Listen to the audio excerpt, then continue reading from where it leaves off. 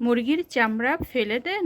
একবার এই কষা ভুনা বানিয়ে দেখুন, এত মজাদার হবে যে বারবার বানাতে চাইবেন। ভিডিওটি শেষ পর্যন্ত দেখুন। মুরগির চামড়া কষা ভুনা এত মজাদার আর এত টেস্টি যে কেউ বলবে যে আরেকবার বানিয়ে খেয়ে, এতটাই মজাদার। বাড়িতে যখন রান্না করছি সবাই বলছিল আজকে কি এটা এতটাই মজাদার হবে, তুমি যেটা রান্না করছো। আমি বললাম খেয়েই দেখো না একবার। রান্নাটা শেষ হওয়া মাত্রই সবাই যে এইভাবে লিখে নেবে আমি ভাবতেই পারিনি। কষা ভুনা করেছি বলে কথা। চলুন বন্ধুরা দেখে নেওয়া যাক কিভাবে আমি রান্নাটা করেছিলাম। রান্নার শুরুর দিকে আমি কি করেছি, কড়াইটা ভালো করে গরম করে নিয়েছি, তারপর তেল দিয়েছি, তারপর পেঁয়াজখানা, আর এখন দিয়ে দিয়েছি সেটা হচ্ছে হলুদের গুঁড়োটা দিয়ে দেওয়ার পর আমি চামচ দিয়েও পেঁয়াজ সহ একটু নেড়েচেড়েও নিলাম। নেড়েচেড়ে নেওয়ার পর আমি ভাবলাম যে এখন আমি একটু নেড়েচেড়ে নেই, তারপর হচ্ছে দিব অন্য কিছু মশলা। রান্নাঘরে মজাদার রান্না করতে পেরে আমার তো খুবই ভালো লাগে, আর এই ধরনের কষা রান্না আমার তো খুবই প্রিয়। খেতেও যেমন সুস্বাদু, রান্না করতেও তেমনি অনেক ভালো লাগে। এইভাবে কষা কষা রান্না করতে, পরিষ্কার করতে যতটা না সময় লাগে তার থেকে কম সময় লাগে রান্নাটা শুরু করে শেষ করতে। মশলাগুলো ভালো করে তেলে ভাজা ভাজা করে নিচ্ছি। আজকে মশলাটা আমি পরে দেব।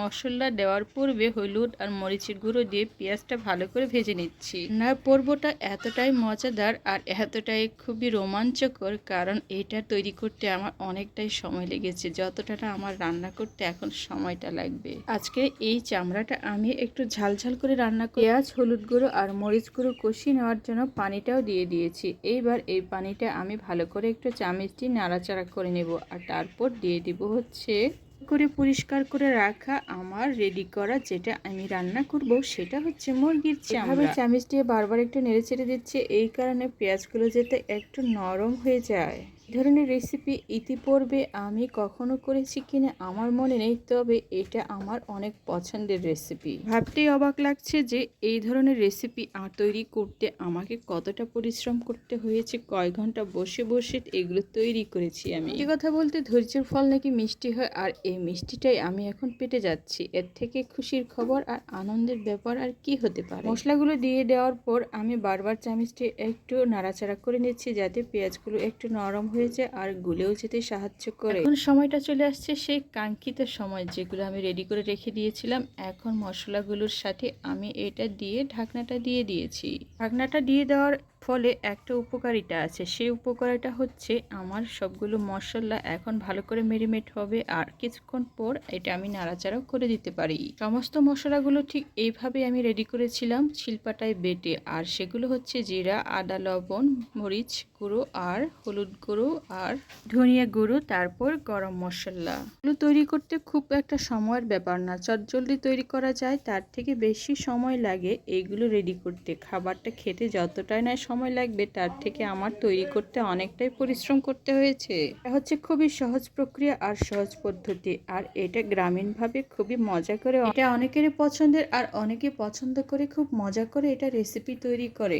এই ধরনের রেসিপি অনেকেই মজা করে খায়, আর এটা হচ্ছে তৈরি করতে অনেকটাই কম সময় লাগে, আর এইভাবে রান্না করতে আরও কম সময় লাগে। সেটা কি আমি মজা করলাম? নিশ্চয়ই মজা নয়। এটা তৈরি করতে অনেকটাই পরিশ্রমের, আর এটা হচ্ছে খুব ভালো করে পরিষ্কার করে তারপর রান্না করে নিতে হয়। এটা হচ্ছে পরিবারের সদস্যরা রুটি দিয়ে খেতে পছন্দ করে, অনেকে এমনি খেতেও পছন্দ করে, আর আমারটা এমনি খেতে আরও বেশি ভালো লাগে। রান্নাটা দিয়ে রাখার ফলে আমার এখন ভালো করে সব জায়গায় ভালো করে স্ফুটনাঙ্ক হচ্ছে, আর আমি যেটা ঢাকনা দিয়ে রেখেছি যেগুলো চামড়াগুলো, সেটাও এখন ভালো করে নরম হবে। পূর্ব থেকে পানি দেওয়া ছিল বিধায় এটা হচ্ছে খুবই সহজ পদ্ধতিতে আমি রান্না করতে পারছি, আর এটা হচ্ছে কষিয়ে নেওয়া খুবই সহজ। এবার ঢাকনাটা আমি খুলে নিলাম, আর এখন আমি চামচ দিয়ে ভালো করে নেড়েচেড়েও দেবো। এতগুলো চামড়া ছিল, এতগুলো চামড়া তৈরি করতে আমার কেমন 12টা বেজে গেছে। এগুলো সবগুলো ছিল প্রায় দেশি মুরগি আর হাঁসের চামড়া, আর এগুলো রেডি করতে কেমন জানি শূন্য দিয়েও আমি পরিষ্কার করেছি, তারপর আগুন দিয়েও ভালো করে ঝলসিয়ে নিয়েছিলাম। তাই সবগুলো লোমগুলো ভালো করে পরিষ্কার হয়েছিল, আর সবগুলো লোম ভালো করে পরিষ্কার করে নিতে আমার খুবই আনন্দ লেগেছিল, কারণ আমি কাজটি ভালোভাবে করতে পেরেছিলাম। এগুলো অনেকক্ষণ বসে বসে ভালো করে পরিষ্কার করে নিতে হয়, আর তীক্ষ্ণ দৃষ্টিতে পরিষ্কার করলে তারপরেই না পরিষ্কার হয়। মিষ্টি ভালো করে নেড়ে চেড়ে দেওয়ার পর আবার আমি ঢাকনাটা দিয়ে দিয়েছি, আর এইভাবে ঢাকনা দেওয়ার পর পর কিছুক্ষণ পরে আমি আবার নেড়ে চেড়ে দেবো, কারণ একটা জিনিস যে নিচে লেগে গেলে আর ভালো লাগবে না সেটি খেতে।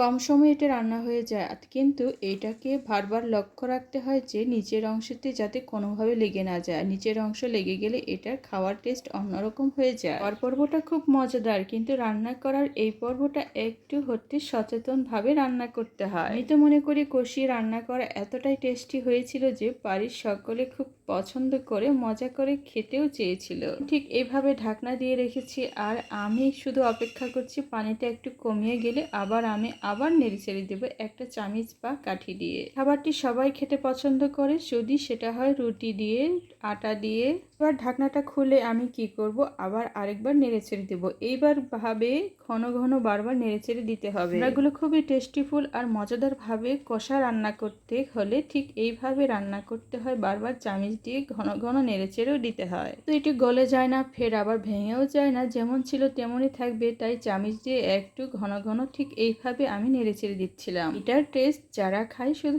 তারাই বোঝে কতটা টেস্টি আর কতটা মজাদার। শুধু একবার খেলে বারবার খেতে ইচ্ছে করবে। অনেকে গরম ভাত দিয়েও খেতে পছন্দ করে, তবে আমার কিন্তু শুধু এইভাবে খেতে খুবই ভালো লাগে। বসে একটা একটা করে চিবিয়ে খেতে খুবই মজাদার আর টেস্টিফুল। আর একবারও খায়নি তারা হয়তো ভাববে যে এটিও খাওয়ার জিনিস হয়, এটি ফেলে দিবেন না, এটি অনেক মজাদার খাবার তৈরি করা যায়। কখনো এই ধরনের খাবার খেয়ে না থাকেন তাহলে একবার হলেও ট্রাই করে দেখবেন কতটা মজাদার আর টেস্টিফুল। এই ধরনের খাবার একবার খেলে হয়তো মনে করবেন যে এই খাবারটা এতদিন আমি কেনই বা খাইনি।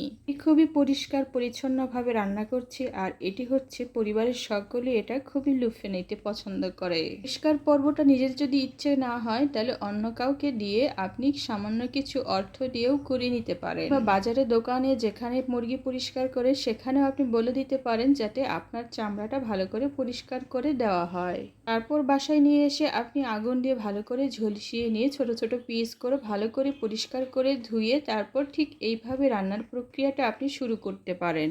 আপনাকে পরিষ্কার করার সহজ পদ্ধতি আর প্রক্রিয়া আমি আপনার জন্য শেয়ার করে দিলাম। এখন যেটা আমি দিচ্ছিলাম সেটা হচ্ছে রসুন, আদা, জিরা, এইগুলো আমি আরও কিছু অ্যাড করে দিলাম যাতে আরও মজাদার হয়ে যায়। ওইটুকু পানি দিয়েছি, ওইটুকু পানি দিয়ে এখন আমি ভালো করে কষা কষা করে রান্না করে তো শেষ করব। একে ঝাল খেতে পছন্দ করে, যদি আপনার ঝাল খেতে ইচ্ছে হয় তাহলে শুকনো মরিচের গুঁড়োর পরিমাণটা একটু বেশি অ্যাড করে দিয়ে দিতে পারেন। আমার তো এই ধরনের ঝাল ঝাল একটু হালকা ঝাল খেতে ভালোই লাগে। এখন আমি কি করব, এইটুকু মশলা পানি যেগুলো আমি দিয়েছিলাম এটা দিয়ে ভালো করে নেড়েচেড়ে কষা কষা করে উঠিয়ে নেব। আপনাকে আমি বলে দিয়েছি যে কিভাবে এটা প্রক্রিয়াটা করতে হয়, আর ঠিক এইভাবে প্রক্রিয়াটা করে আপনি একবার হলেও টেস্ট করে দেখতে পারেন। পানি দিয়েছি, ওটা ভালো করে শুকিয়ে ঘন করে কষা কষা করার জন্য আমি ঢাকনাটাও দিয়ে দিলাম। এবার আগুনের পরিমাণটা সামান্য একটু মিডিয়াম থেকে আমি আর একটু হাই করে দিতে পারি। যেহেতু আমার রান্নাটা অনেক মজাদার হতে চলেছে সেহেতু এখন আমি আগুনের পরিমাণটা আর একটু বেশি দিলে কোনো প্রবলেম নেই। ভিডিওটি দেখেছেন, সাবস্ক্রাইব করতে ভুলবেন না কিন্তু। মজাদার রান্না শেষ হলো।